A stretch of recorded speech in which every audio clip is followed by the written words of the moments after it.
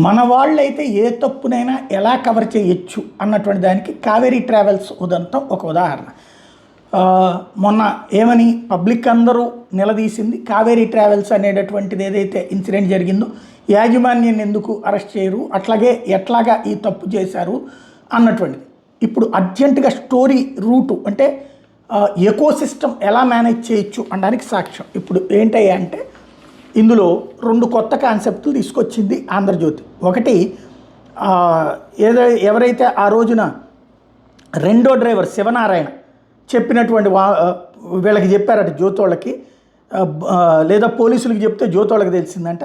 ఏంటంటే తను వాస్తవంగా క్యాబిన్లోనే అక్కడ ఉన్నటువంటి కార్గో క్యాబిన్లో పడుకున్నాడట. చాలా బస్సుల్లో రెండో డ్రైవర్ అందులోనే పడుకుంటారట. అత్యవసరమైతే ప్రయాణికులను కూడా ఆ క్యాబిన్లోకి తరలిస్తారట. పోలీసుల విచారణలో రెండో డ్రైవర్ చెప్పింది ఇదేనట. తను గాఢ నిద్రలో ఉంటే భారీ శబ్దం రావడంతో మెలకు వచ్చిందట. ముందు భాగంలో మంటలు చెలరేగిన సమయంలో కంగారుగా డ్రైవర్ లక్ష్మయ్య తన దగ్గరకు వచ్చాడు. తామిద్దరూ ఎంత ప్రయత్నించినా మంటలు అదుపులోకి రాలేదు. బస్సు కుడివైపున అద్దాలు పగలగొట్టి కొంతమంది ప్రయాణికులను బయటికి లాగాము. ఇతరులతో కలిసి మేము చేసిన ప్రయత్నం వల్ల 27 మంది ప్రయాణికులు ప్రాణాలతో బయటపడ్డారు అని చెప్పాడట.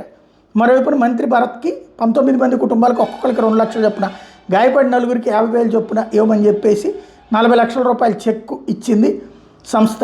ఏపీ వాసులైన 7 కుటుంబాలకి 5 లక్షల రూపాయల చొప్పున పరిహారం అందిస్తామని రాష్ట్ర ప్రభుత్వం ప్రకటించిన నేపథ్యంలో ప్రమాదంలో మరణించిన వాళ్ళ కుటుంబీకులు, గాయపడిన నలుగురి బ్యాంక్ ఖాతాలు తీసుకుని ప్రభుత్వానికి ప్రతిపాదన పంపించాం. 1-2 రోజుల్లో వాళ్ళ ఖాతాల్లో ఆర్థిక సాయం జమ చేస్తామని చెప్పేసి కలెక్టర్ చెప్తున్నారు. ఇక్కడ అసలు సీన్ ఏంటది? ఈ ప్రతినిధులు ఇక్కడికి వచ్చారంటే ఇక్కడ ప్రభుత్వంతో కాంటాక్ట్స్ ఉన్నాయి వాళ్ళకి.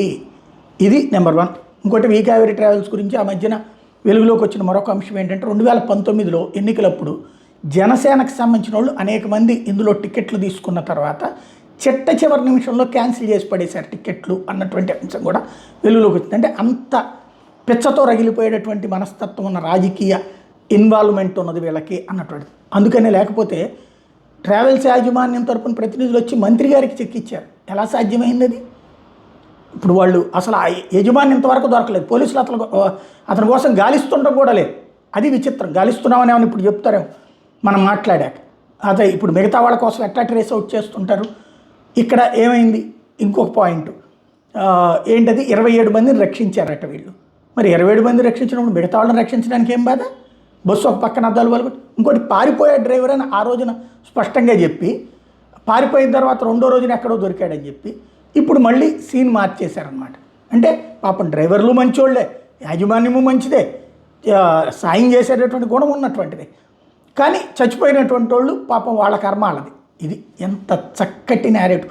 మనుషుల ప్రాణాలతో కూడా చక్కటి వార్తా గేమ్స్ ఎలా ఆడతారనడానికి సాక్ష్యం.